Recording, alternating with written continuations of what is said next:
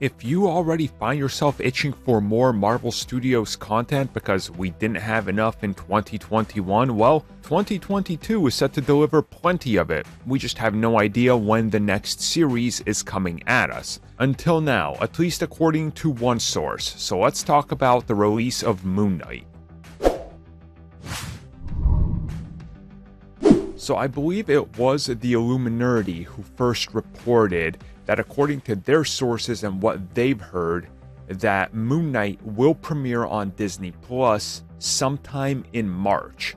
Now, we don't know exactly when, they don't have that insight, but it sounds like that's when they're aiming to drop it. Now, of course, most of you are probably thinking what I'm thinking, and well, where's the advertising, and also, why haven't we heard anything else about anything else? What's the status of She-Hulk? What about Ms. Marvel? That's been in post-production for more than half a year now, longer at this point. Hawkeye shot before Ms. Marvel, and that's already out. So, what is going on with the release schedule here? Why is it taking so long? Why is Moon Knight the next one up, considering there's been very little said about it?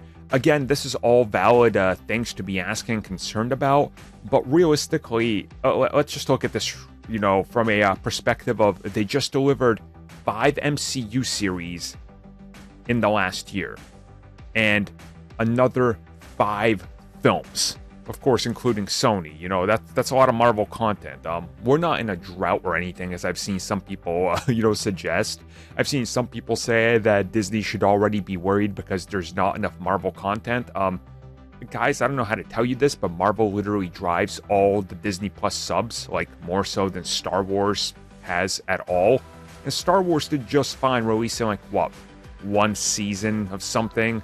If you include the Bad Batch, I guess 2 seasons a year, and they're going to pick up the pace next year. Realistically, if you look at the lineup for the next year or so of content, there is so much MCU stuff that it's honestly kind of mind-blowing. And we're just going to be repeating 2021 indefinitely from now on in terms of how many films and TV shows we're getting. So I see some of the worries that are out there.